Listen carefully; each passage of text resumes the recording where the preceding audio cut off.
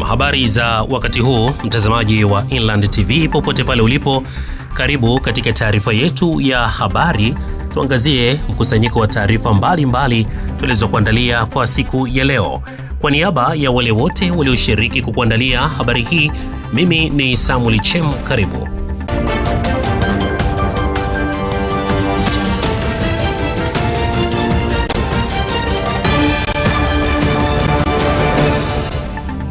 Awali ya yote tuanze na muktasari wa taarifa zetu kwa siku ya leo.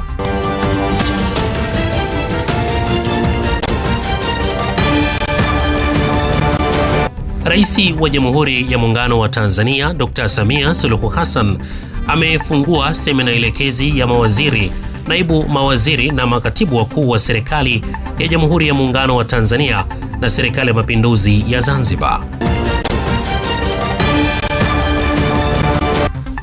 Zaidi ya kaya 150 katika kitongoji cha Geza Ulole, kata ya Makurunge, wilayani Bagamoyo mkoani Pwani zimeachwa bila makazi baada ya nyumba zao kuvunjwa kufuatia utekelezaji wa hukumu ya mahakama inayodai eneo hilo ni la mtu binafsi.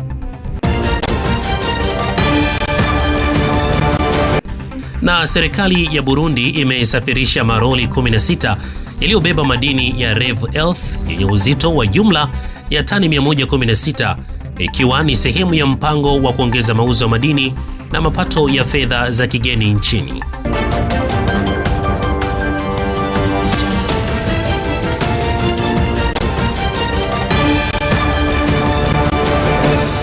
Rais wa Jamhuri ya Muungano wa Tanzania Mheshimiwa Dr. Samia Suluhu Hassan amefungua semina elekezi ya mawaziri, naibu mawaziri na makatibu wakuu wa Jamhuri ya Muungano wa Tanzania na Serikali ya Mapinduzi ya Zanzibar kuhusu umuhimu wa mawasiliano serikalini katika Ikulu ya Tunguu, Zanzibar.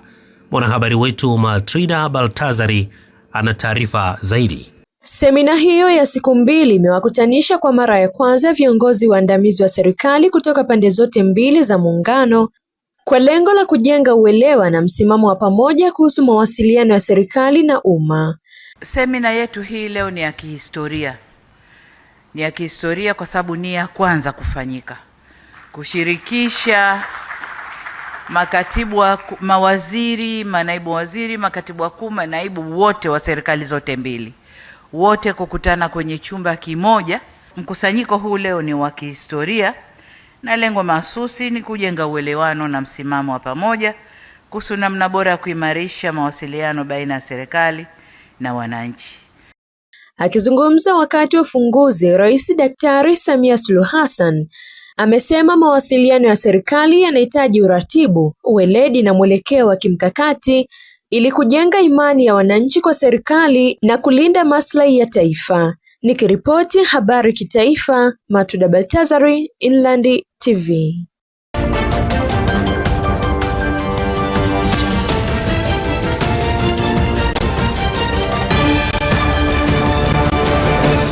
Waziri wa mambo ya ndani ya nchi Patrobas Katambi ametoa ufafanuzi juu ya upotoshaji unaoendelea katika mitandao ya kijamii, akigusia sheria za kuzuia ugaidi ambayo inatoa katazo juu ya mtu yeyote au kujishughulisha au kutishia au kutenda jambo ambalo litapelekea kuvunja sheria na kuvunja haki za wengine.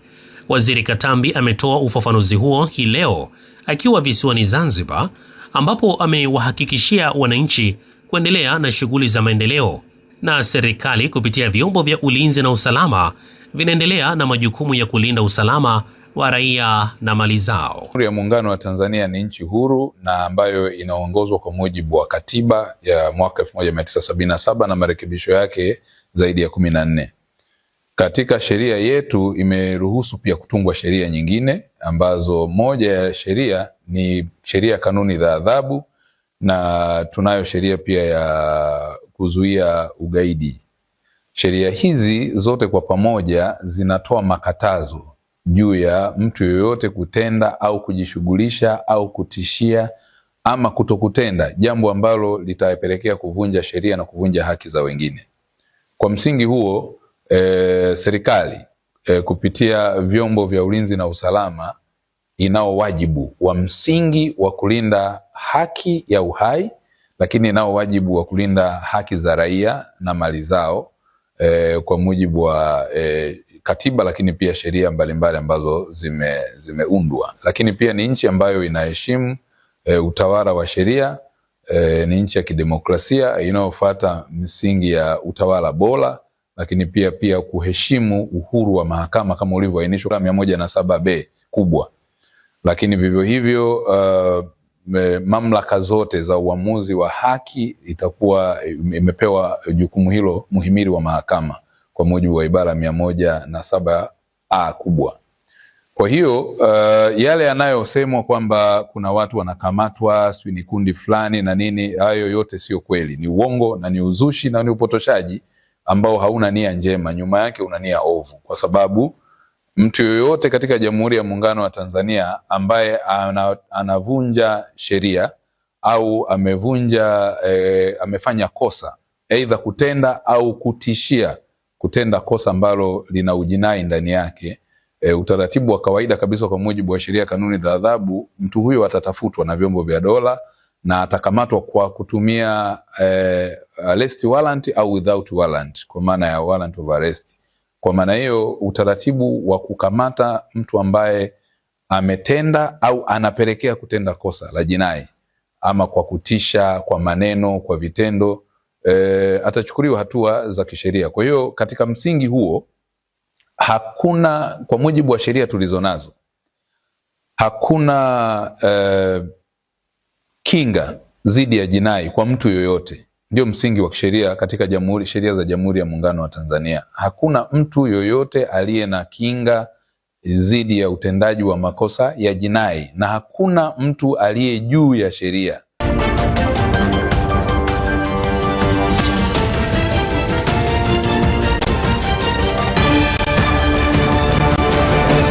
Mwenge wa Uhuru kwa mwaka huu umepokelewa wilayani Bariadi baada ya kuhitimisha mbio zake wilayani Itilima. Mkuu wa wilaya ya Bariadi Mheshimiwa Simon Simalenga ameupokea Mwenge wa Uhuru kutoka kwa mkuu wa wilaya ya Itilima Mheshimiwa Anna Joram Gidaria. Ukiwa wilayani Bariadi, Mwenge wa Uhuru kwa mwaka huu utazindua, kuweka jiwe la msingi, kukagua na kutembelea miradi mbalimbali ya maendeleo yenye thamani ya zaidi ya shilingi bilioni 4.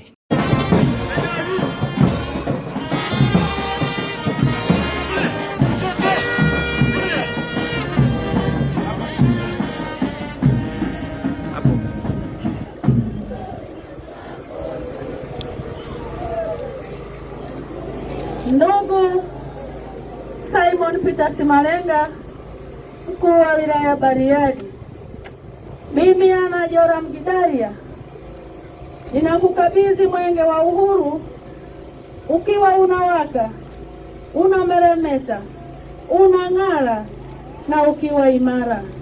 Na pia ninakukabidhi wakimbiza mwenge kimkoa na mratibu wa mwenge wakiongozwa na Zena Mtujuko. Lakini pia nakukabidhi wakimbiza mwenge kitaifa 6 pamoja na mratibu wakiongozwa na ndugu Wazo Michael Mwangonda. Mwenyezi Mungu nisaidie. Mimi Simon Peter Simalenga, mkuu wa wilaya ya Bariadi, nakiri kupokea Mwenge wa Uhuru kitaifa ukiwa unawaka na kumeremeta. Pia nawapokea wakimbiza Mwenge wa Uhuru kitaifa wakiongozwa na Comrade Wazo Michael Mwangonda. Pia nimewapokea wakimbiza Mwenge wa Uhuru kimkoa, mratibu wa mkoa Bi Zena Mtujuko, askari pamoja na waandishi wa habari. Mwenge wa Uhuru ukiwa ndani ya wilaya ya Bariadi utakimbizwa katika halmashauri 2, utakagua, kuzindua, kuweka jiwe la msingi na kufungua miradi yenye thamani ya shilingi bilioni 4,489,125,633. Pia ukiwa wilaya ya Bariadi, Mwenge wa Uhuru utakimbizwa kwa umbali wa kilomita 168.98. Mwenyezi Mungu nisaidie. Makofi kwa viongozi wetu. Makofi mengi sana. wanapongezana kwa kupeana mikono. Wanapata picha pamoja, mheshimiwa mkuu wa wilaya, wanapata picha pamoja na mwenge. Naomba mrudi.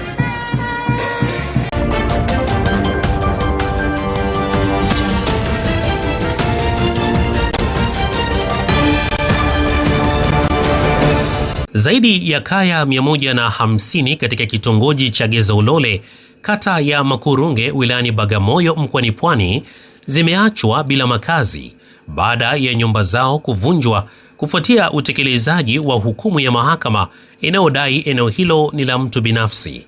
Wakazi hao ambao wameeleza kuwa wameishi hapo kwa zaidi ya miaka 20 wamelalamikia hatua hiyo, wakidai hawakuwahi kushirikishwa kwenye kesi yoyote wala kupewa taarifa za ubomoaji huo, huku akimwomba mbunge wa jimbo la Bagamoyo CPA Subira Mgaru kuingilia kati ili kuwasaidia kupata haki yao.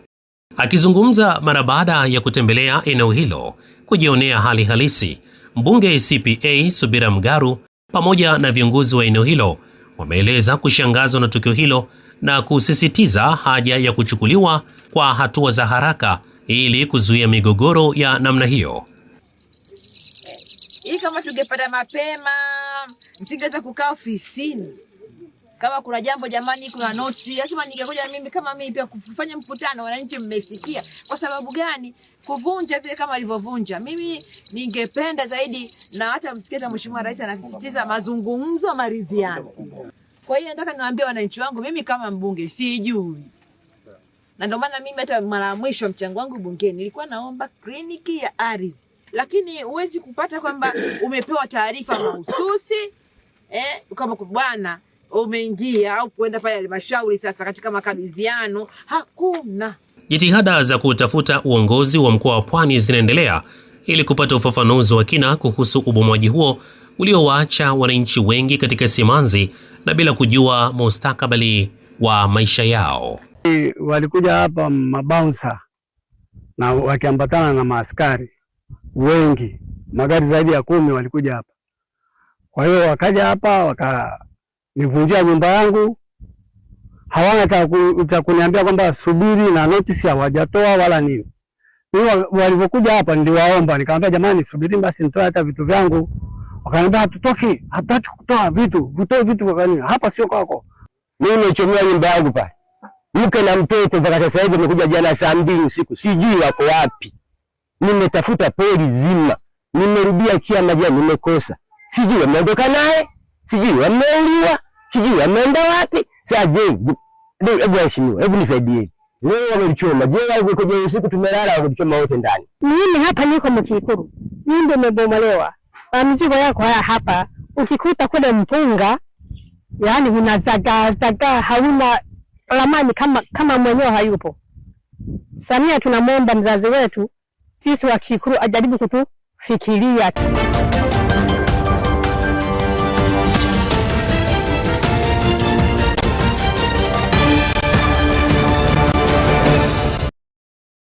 Chuo cha Polisi Wanamaji Mwanza MPC kimeshiriki katika maadhimisho ya siku ya kuzuia kuzama maji duniani ambayo kimkoa imefanyika katika ufuko ya Bismarck Rock, Capri Point jijini Mwanza. Taarifa zaidi tuungane na mwanahabari wetu Maltrida Baltazari. Akizungumza kwenye maadhimisho hayo, mkufunzi mkuu wa chuo cha polisi Wanamaji Mwanza SSP Abduhaji Mkombe kwa niaba ya mkuu wa chuo amesema chuo hicho ni mdau mkuu katika kuhakikisha kinapunguza vifo vitokanavyo na ajali za majini katika ziwa Victoria na maeneo mengine nchini. Jeshi la polisi kwa maana ya kwamba chuo cha polisi Wanamaji Mwanza ni wadau katika kuhakikisha tunapunguza vifo katika ziwa Victoria na maeneo mengine. Tumekuwa tukitoa elimu katika maeneo mbalimbali ikiwemo mashule, mialo ambazo shughuli zao mara nyingi zinakuwa zinahusisha majini ili kuwapa elimu na kupunguza idadi ya vifo. Kwamba takwimu za kidunia zinaonyesha watu takriban 236,000 kwa mwaka wanapoteza maisha, na zaidi ya 80% ya watu hao ni wavuvi.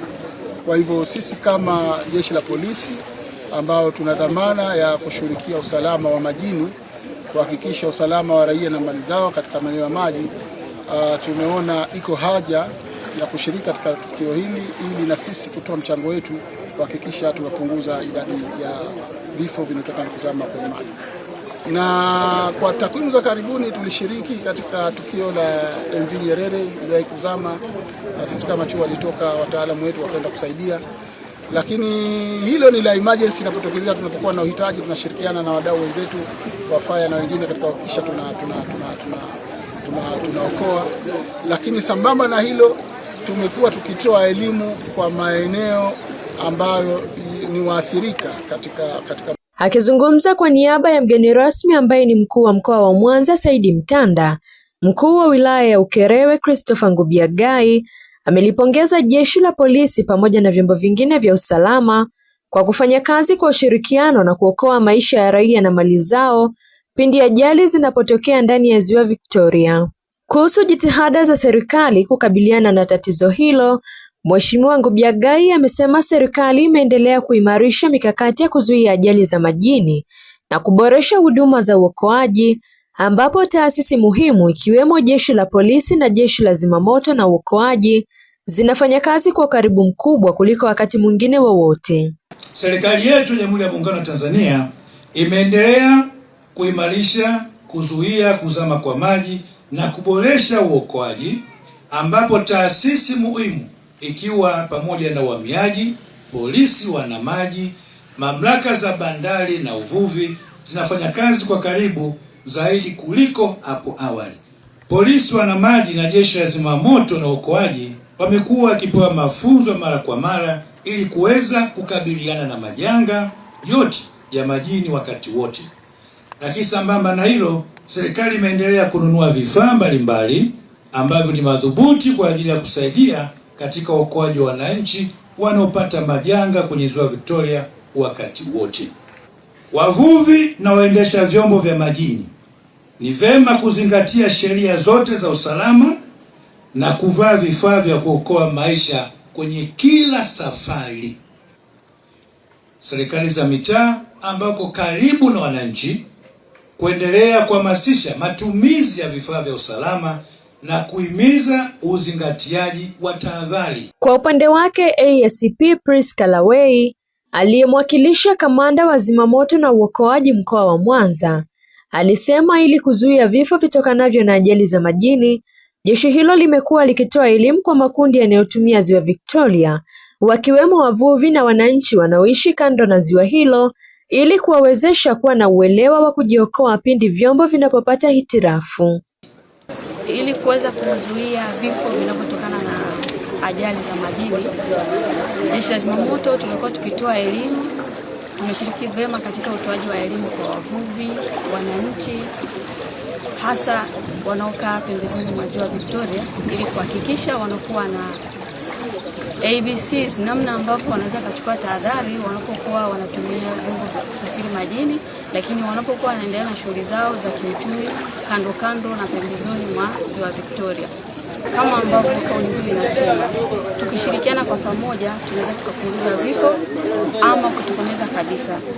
Nikumbuke kwamba kuzama maji ni janga, na ili janga lolote liweze kuzuilika ni lazima jamii tushirikiane kwa pamoja. Kwa hiyo nitoe wito kualika wadau, taasisi zingine za umma, za serikali na binafsi, tushirikiane katika kuhakikisha jamii yetu ya Tanzania, hasa wana Mwanza, inakuwa salama dhidi ya janga la kuzama maji. Naye polisi kata wakati ya Nyamagana, mkaguzi wa polisi Luhendeka Masanja alieleza kuwa eneo lililofanyika maadhimisho hayo linatumika sana kwa shughuli za kiutalii, na kwamba amekuwa akitoa elimu ya usafiri salama kwa wananchi na watalii wanaotembelea. Nimekuwa nikitoa elimu kwa watu hawa wanaotumia usafiri wa majini, ambao tukatoa elimu ya usafiri salama, ambao ni mradi mmoja wapo ambapo kwenye miradi 23 ya jeshi la polisi.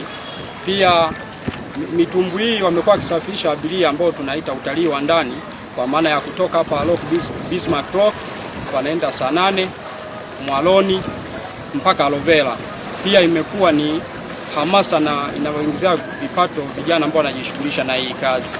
Nikiripoti habari kitaifa, Matruda Baltazari, Inland TV.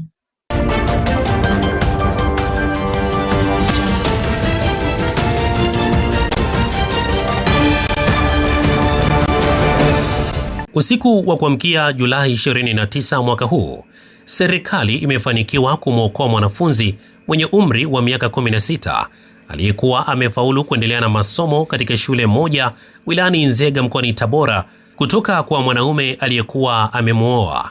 Mwanahabari wetu Sai Matias anaripoti kutoka mkoani Shinyanga. Ni katika kijiji cha Liamidati, kata ya Liamidati, halmashauri ya wilaya ya Shinyanga, ambapo licha ya kampeni zinazoendelea kupinga ndoa za utotoni na ukatili dhidi ya wanawake na watoto, lakini baadhi ya familia mkoani Shinyanga bado zinaendelea kuwaozesha watoto wa kike, hata wale waliofanikiwa kuendelea kimasomo. Katika mahojiano aliyoyafanya mkuu wa wilaya ya Shinyanga, wakili Julius Mtatiro na familia katika eneo la tukio, akiwemo baba wa familia ambaye binti huyo ameolewa, Mashiku Sylvester, wamesema hawakujua kuwa binti huyo ni mwanafunzi. Aidha, wamesema binti huyo ameolewa takriban miezi miwili na kwamba familia zote mbili zimekubaliana mahali ya shilingi milioni 4.5, huku wakiwa wameshatanguliza milioni 3 na hatimaye wanakamilisha milioni 1.5 ili kutimiza malengo.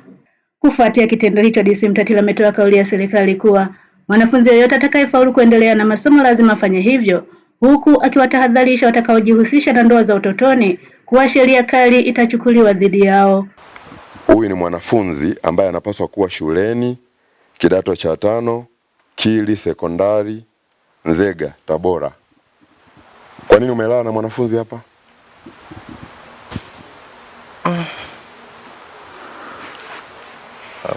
Na kuuliza kwa nini umelala na mwanafunzi? Mzee, sogea hapa nyuma. Mzee Bundala? Mzee nani? Mzee Mashiku, sio? Kwa nini kijana wako amelala na mwanafunzi wetu hapa ndani? Wewe unaruhusiwa kulala na mwanafunzi? Hamna. Huyo mwanafunzi ni nani yako hadi unalala naye?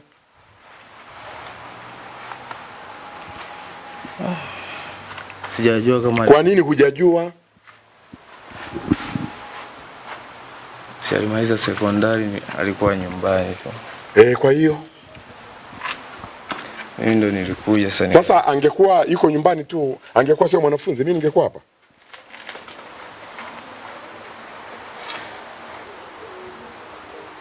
Hamna, usingekuwepo hapa. Umepangwa kwenda kidato cha 5 Kili Sekondari Nzega. Kweli sio kweli? Hebu nijibu vizuri. Kweli sio kweli mwanangu? Kweli. Kwa nini uko hapa kwenye hii nyumba wakati watoto wote wasichana wenzio wako sekondari? Wasichana wenzako wote wako sekondari. Kwa nini mwanangu uko na huyu kijana? Sasa hivi ni saa ngapi? Sasa hivi ni saa 6 usiku, si ndio? Mwanafunzi ambaye unapaswa kuwa sekondari. Ila mimi kwa nini mmemchukua mwanafunzi? Nilikuwa sina tayo kama mimi mwanafunzi. Mzazi wake walipooana na huyu kijana. Wameoana lini? Wana miezi leo kama miwili. Umetoa ng'ombe ngapi? Nilikuwa natarajia kutoa milioni 3. Mwezi wa 8, si ndio? Mwezi wa 8. Mzazi wake mimi nilikuwa sijui kama mwanafunzi. Wewe ulikuwaje hujui kama ni mwanafunzi? Wewe mnaweza mkaenda mkaoa mtoto ambaye hamjui ni nani? Si mzazi wake alipokuja akaja tukaelewana mali. Mimi nikajua mtoto yuko huru. Ila mwakani tena nimalizie milioni 1. Kwa hiyo mahali ya huyu mtoto ni milioni 4.5. Lakini vifaa vya huyu kwenda shuleni ni 400,000 ama 5. Yaani mna uwezo, kumbe yani nyinyi mna uwezo wa kupeana milioni karibia 5. Unaona Lakini hamna uwezo wa kununua vifaa vya shilingi 400,000 huyu mtoto aende shuleni. Mwanangu tulia, usiwe na wasiwasi. Mimi ni baba yako hapa, nimekuja tu kuwatembelea. Mimi nataka tu kuendelea kutoa wito kwamba watoto wote ambao wamechaguliwa kuendelea na masomo lazima waendelee na masomo. Hiyo haina mjadala kabisa. Lazima waendelee na masomo. Ni bora binti kama huyu tungekuta kwamba hajaripoti katika shule ambayo tumempangia ya kidato cha 5 na amefaulu vizuri huyu. Tusingemkuta kule alafu mzazi akajenga hoja na akatupatia uthibitisho kwamba mtoto yuko katika shule nyingine. Lakini vitendo ambavyo vinaendelea hapa mnaona vyote ni vya kihuni, ni vya uvunjifu wa sheria. Binti ambaye anapaswa awe shuleni tayari wazazi wameshamuoza, na mmeona baba wa huyu ambaye ni muoaji anakiri kabisa kwamba wameshakubaliana na mahari na mahari wanapaswa kuitoa mwezi ujao. Kwa hiyo lazima tuendelee na hatua zetu za ndani, lazima wote wachukuliwe hatua za kisheria. Nikiripoti kutoka Shinyanga, mimi ni Sai Matias.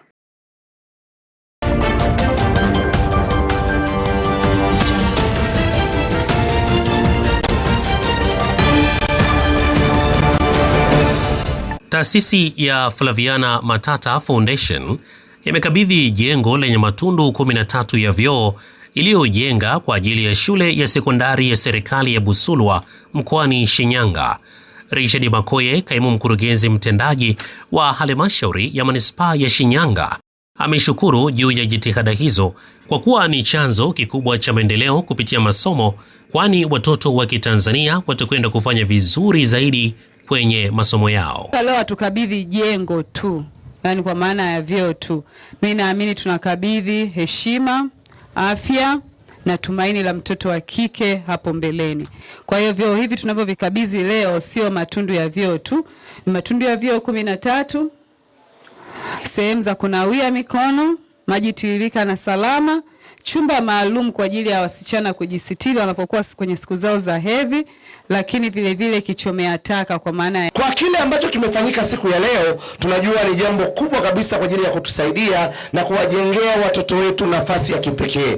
Kuna mtu anaweza akafikiri ni mazingira ya shule tu, lakini kubwa kabisa ni lengo la kuhakikisha huyu mtoto wa kike anasimama, anafanikiwa na anafikia malengo. Lakini bado nafasi ambayo wameipata watoto wa kike imetoa backup kwa watoto wa kiume. Vile vyoo ambavyo walikuwa wanavitumia sasa tunatangaza rasmi na tunatoa maelekezo kwa mkuu wa shule vianze kutumikwa na watoto wa kiume, ili watoto wa kiume waweze kupunguza msongamano na wao wanufaike kama ambavyo watoto wetu wa kike wamenufaika. Na sisi tunawaahidi kama manispaa ya Shinyanga, kazi yetu ni kuendelea kuungana na kushikana mkono na nyie, lakini pia kuhakikisha tunatekeleza maelekezo ya Mheshimiwa Rais, ambapo ni kuhakikisha watoto wa Kitanzania wanapata elimu. Na kwa taarifa tu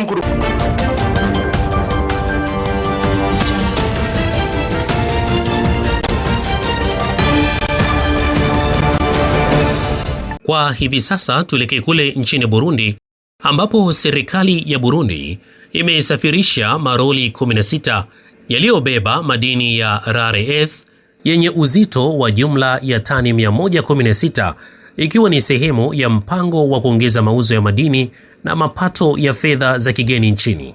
Kwa mujibu wa waziri wa madini wa Burundi, Dr. Hassan Kibe, amesema hatua hiyo ni sehemu ya mkakati wa serikali kuendeleza sekta ya madini ambayo imepewa nafasi muhimu katika mipango ya kukuza uchumi wa taifa. Mwanahabari wetu Bukuru Elias kutoka Burundi ana ripoti zaidi. Akizungumza wakati wa shughuli hiyo, waziri wa madini wa Burundi Daktari Hassan Kibeya alisema hatua hiyo ni sehemu ya mkakati wa serikali wa kuendeleza sekta ya madini ambayo imepewa nafasi muhimu katika mipango ya kukuza uchumi wa taifa.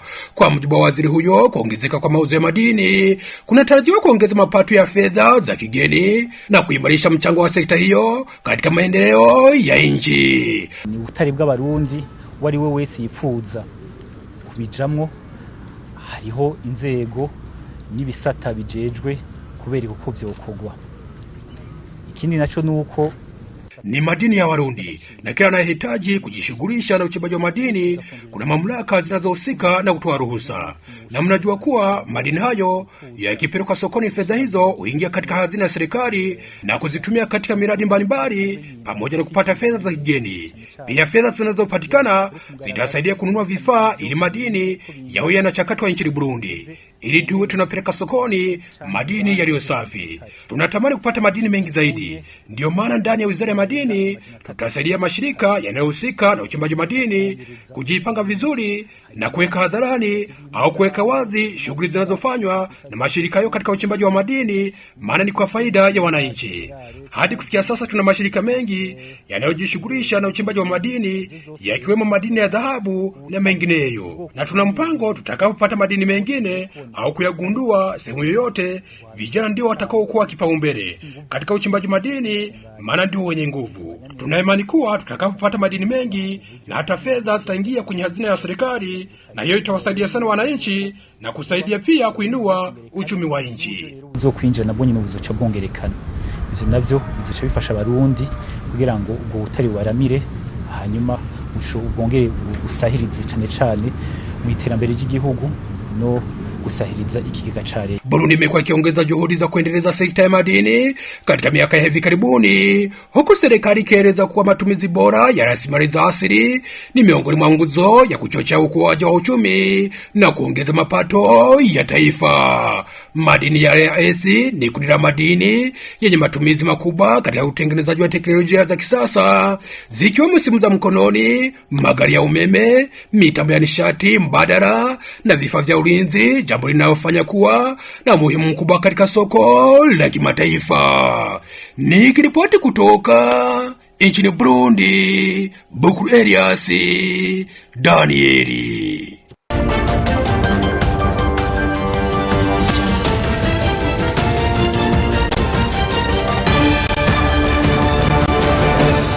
Naam, kwa hivi sasa tunaungana na mwanahabari wetu Matrida Baltazari kwa mkusanyiko wa taarifa mbalimbali kwa upande wa habari za kimataifa. Kenya na Uingereza zimetangaza kufikia makubaliano ya kuendelea na mafunzo ya kijeshi katika taifa hilo la Afrika ya Mashariki baada ya kuchelewa kusaini makubaliano mapya ambayo kwa kiasi kikubwa yalihusishwa na wasiwasi wa wabunge wa Kenya kuhusu ulinzi wa jamii zinazozunguka na kustawika kwenye mahakama za Kenya kwa wanajeshi wa Uingereza. Licha ya wanaharakati kutaka nchi hizo kuelekeza hatua zilizochukuliwa kushughulikia tuhuma za vitendo vya ukiukwaji wa haki za binadamu zilizofanywa na wanajeshi wa Uingereza wakati wa mafunzo yaliyopita, pande hizo hazijasema chochote. Katika taarifa iliyotolewa Jumanne ya wiki hii, waziri wa mambo ya nje wa Kenya, Musalia Mudavadi, amesema nchi yake inakaribisha makubaliano ya kuendelea na mazoezi hayo, kauli inayoungwa mkono na serikali ya Uingereza ambayo ilisifu uhusiano wa muda mrefu baina ya nchi hizo mbili na kuongeza kuwa mazoezi hayo yataanza mwisho wa mwaka huu. Uingereza ina wanajeshi wapatao 200 walioko nchini Kenya ambao hutoa mafunzo kwa zaidi ya wanajeshi 1000 wa Kenya kila mwaka kabla ya kupelekwa katika nchi ya jirani ya Somalia kupambana na Al-Shabaab ambayo ni tawi la Al-Qaeda katika eneo la Afrika Mashariki. Serikali ya Uingereza imewekeza zaidi ya shilingi bilioni 1.1 za Kenya, ni sawasawa na dola milioni 9.6 za Marekani kila mwaka katika ushirikiano huo. Shinikizo la uwepo wa wanajeshi wa Uingereza nchini Kenya liliongezeka baada ya mwili wa Agnes Wanjiru mwenye umri wa miaka 21 kupatikana kwenye tenki la maji huko Nanyuki karibu na uwanja wa mazoezi wa jeshi la Uingereza mwaka wa 2012, wiki chache baada ya mashahidi kusema alionekana akitoka kwenye baa na wanajeshi wa Uingereza.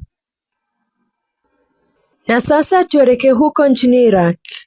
Katika Mashariki ya Kati, mashambulizi ya anga yameanza tena Jumatano Julai 29 baada ya utulivu wa siku kadhaa. Jeshi la Marekani limetangaza kuwa limezuia makombora ya Iran kisha likaanzisha shambulio la pamoja na Saudi Arabia dhidi ya wanamgambo wanaunga mkono Irani nchini Iraki na kuwaua na kuwajeruhi watu wasiopungua 12. Angalau wanachama 10 wa muungano wa zamani wa wanamgambo wa Iraq wanaunga mkono Irani ambao sasa wamejumuishwa katika jeshi wameuawa katika mashambulizi ya anga kati ya Marekani na Saudi Arabia. Vyanzo viwili ndani ya kikosi cha uhamiaji cha wananchi Al-Shahid Hashishabi vimeliambia shirika la habari leo. Saudi Arabia imethibitisha kuhusika katika mashambulizi hayo yaliyowalenga wanamgambo walio na mafungamano na Iran. Saudi Arabia imesema mashambulizi hayo ni jawabu la mashambulizi ya droni yaliyolenga miundombinu ya mafuta huko Sharkia na Riyadh.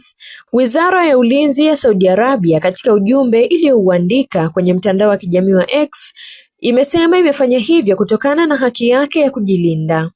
Mashambulizi hayo yamelenga maeneo ya kikosi cha Al-Shahid Al-Shabi katika majimbo kadhaa, lakini mashambulizi makubwa zaidi yameikumba eneo la Nineveh kaskazini mwa Iraq na kuua watu 10, afisa mmoja amesema, akibainisha kwamba idadi ya vifo inaweza kuongezeka.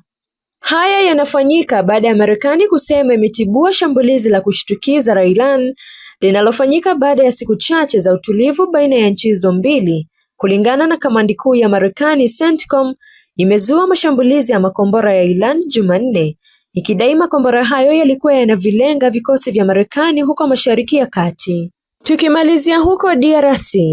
Nchini DRC, watu zaidi ya 30 wameuawa kwenye mashambulizi ya hivi karibuni yaliyotekelezwa na waasi wa ADF kaskazini mashariki mwa nchi hiyo. Mauaji hayo, kwa mujibu wa Josephine Paruku, kiongozi wa shirika la kiraia eneo la Ituri na vyanzo vya usalama, yametekelezwa tangu Jumatano wiki iliyopita hadi siku ya Jumatatu. Taarifa kutoka idara ya usalama hata hivyo imesema idadi ya vifo imefikia watu 50, huku wenyeji wakithibitisha vifo 31. Mauaji kama haya yameripotiwa katika maeneo kadhaa mkoa wa Ituri, vifo 18 vikiripotiwa siku ya Ijumaa katika eneo la njia panda Bela kunakochimbwa madini. ADF wamekuwa wakilenga maeneo yenye madini ili kushinikiza kulipwa ada kutoka kwa wakazi wa eneo hilo ili kuwapa usalama au kuendelea na shughuli za uchimbaji wa madini, waasi hao wakijificha kwenye misitu.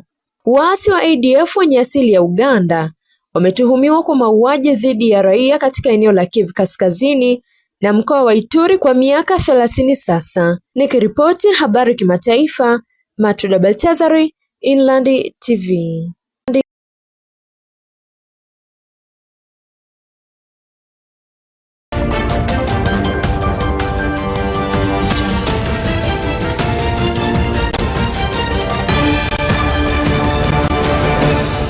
Na mtazamaji, kabla ya kuhitimisha kwa taarifa yetu ya habari, kwanza tuangalie muktasari wake.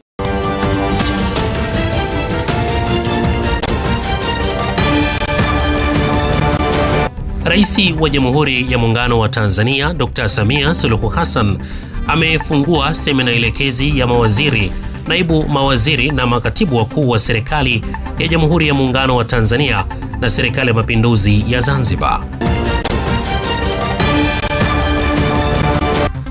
Zaidi ya kaya 150 katika kitongoji cha Geza Ulole, kata ya Makurunge, wilayani Bagamoyo mkoani Pwani zimeachwa bila makazi baada ya nyumba zao kuvunjwa kufuatia utekelezaji wa hukumu ya mahakama inayodai eneo hilo ni la mtu binafsi.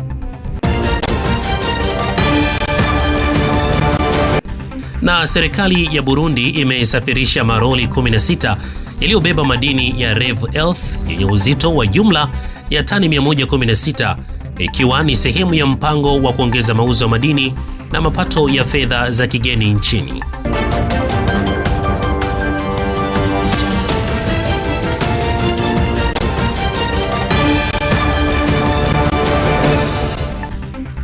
Na mwisho wa taarifa yetu ya habari kwa siku ya leo. Kwa niaba ya wale wote walioshiriki kukuandalia habari hii, jina langu ni Samuel Chem, nikutakia utazamaji mzuri wa vipindi mbalimbali vinavyoendelea.